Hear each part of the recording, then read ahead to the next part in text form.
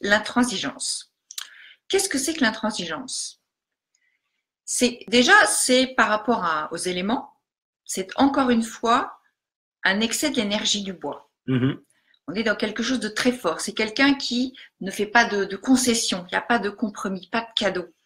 Donc, il y a à la fois la notion de rigueur, fermeté, qui peut être très très bien dans certains cas, on a besoin de ça. À ce sujet, ce qu'on disait, c'est que finalement, souvent, la personne intransigeante est souvent intransigeante pour de bonnes causes. On prenait l'exemple du chef d'entreprise ou du manager qui veut que son équipe arrive au meilleur. Donc, il va mettre des choses en place et il sera intransigeant dessus.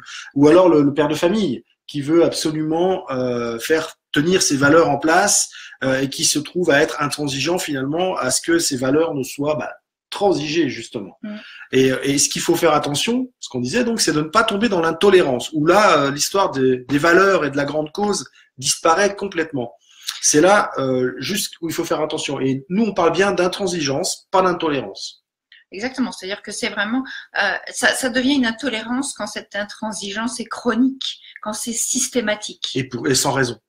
Ouais, enfin, il y a toujours. C'est pas justifié, c'est pas, oui. Voilà. Sans justification plausible. Il y a toujours une bonne raison. Ouais, exactement. Et donc, ce qu'on disait, c'est que, cette intransigeance s'appuie sur des valeurs. C'est souvent quelqu'un qui veut vraiment faire valoir ses valeurs à tout prix, et qui a du mal à imaginer, qu'il puisse y avoir d'autres valeurs que les siennes, valables pour les situations ou pour ce qu'il demande. Oui, et en tout cas, il a du mal à se mettre dans les chaussures de l'autre, c'est-à-dire à se dire que l'autre, effectivement, il a un autre point de vue, qu'il a une autre façon de voir la vie, qu'il a une autre façon de l'appréhender. Donc, il est dans son monde à lui, complètement. Et quand on regarde un peu les éléments, cette roue, nous, quand on y réfléchissait, on s'est dit que qu'est-ce qui lui manquerait à cette personne-là? Peut-être de la terre. Et si on pense à la terre, c'est parce qu'il lui manque souvent. Imaginez-vous la personne intransigeante. Je suis sûr que vous en connaissez tous une autour de vous. Imaginez-la 30 secondes dans votre tête, choisissez-en une. Imaginez-la, ressentez son énergie. Je suis prêt à parier un gros billet que cette personne est dure et froide, très souvent. Surtout quand elle est en train de donner ses directives ou sa façon de penser ou ce qu'elle veut obtenir. Eh bien, c'est ce manque de douceur. C'est ce besoin d'avoir, comment dirais-je, je suis perturbé parce que c'est marqué que c'est figé. Donc, on n'a pas vérifié sur notre ordinateur. C'est possible, on est à la campagne. Donc je couperai au montage ce morceau qui n'a rien à faire dans la vidéo. Écoutez, on finit nos 5 minutes et puis si c'était figé, on vérifie, on recommencera le live, c'est pas grave. Donc oui, ce qu'on disait, c'est qu'il y a un besoin de douceur. Il faut se rappeler que dans la roue des éléments, le bois nourrit le feu nourrit la terre et le bois contrôle la terre. Exactement. Et donc cet excès de bois, vous comprenez bien que la terre n'a pas beaucoup de place pour exister. Et comme la terre, c'est la douceur, c'est le doux. C'est la douceur, c'est la bienveillance. C'est la bienveillance. C'est le pardon aussi. Il y a plein de choses avec la nourricière. En fait, c'est la nourricière, la terre. Exactement. Et en fait, c'est surtout l'acceptation. La Terre a une capacité d'acceptation et d'adaptation qui est assez énorme et c'est ce qui manque à l'intransigeant. Il lui manque une capacité à s'adapter et à accepter. Et la question qu'on se posait, c'est finalement, cet intransigeant, qu'est-ce qu'il n'accepte pas chez lui, qu'il voit chez les autres et qui donc n'accepte pas chez les autres. Ça, c'est la question qui doit se poser. Et en fait, ce qu'on se disait, c'est que, comme tu disais tout à l'heure, en fait, ça touche profondément aux valeurs de la personne. Exactement. Et donc, c'est quelqu'un qui a un fort besoin qui incarne ces valeurs très profondément. Et avec parfois véhémence, en fait.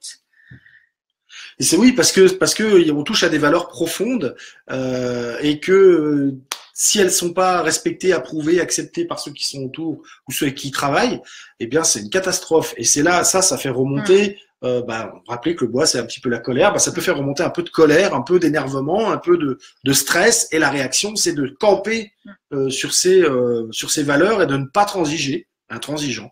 Donc l'exercice auquel on avait pensé, c'est très simple. C'est si vous sentez que vous êtes dans cette intransigeance et que vous vous en apercevez parce que la réaction en face de vous, souvent, c'est oh, calme-toi, ou alors c'est des gens qui vont soit se révolter, soit rentrer dans le mutisme. C'est-à-dire, c'est l'un ou l'autre.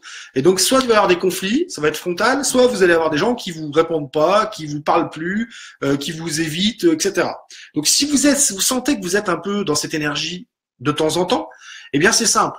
mettez-vous dans les chaussures de l'autre. Allez explorer ce qui peut bien se passer en lui quand vous avancez vos valeurs. Peut-être qu'il n'a pas tout à fait les mêmes valeurs, peut-être que c'est pas la même définition qu'il a de ses valeurs.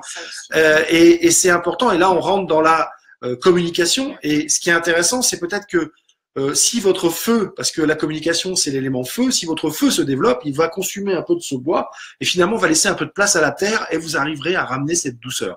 Vous voyez, ça commence à prendre forme, ce cycle où en agissant à droite et à gauche, on peut rééquilibrer le tout.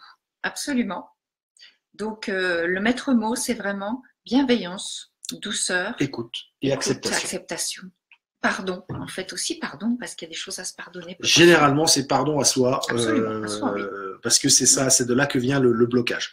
Voilà les amis, faites bon usage de tout ce qu'on vient de vous donner. N'oubliez pas d'appliquer les exercices qu'on vous donne à chaque fois à la fin des petites capsules, parce qu'il n'y a qu'en appliquant que vous allez pouvoir évoluer et avancer et changer les choses. Je connais tellement de monde qui a lu des centaines de livres de développement personnel, mais qui est toujours à la même place parce qu'ils n'ont jamais rien appliqué. Alors, servez-vous-en pour bloquer des meubles et puis lisez-en un, faites le premier exercice et appliquez-le dans votre vie. Et faites pareil avec les vidéos. Regardez-en une et appliquez. On vous dit à bientôt. À très bientôt.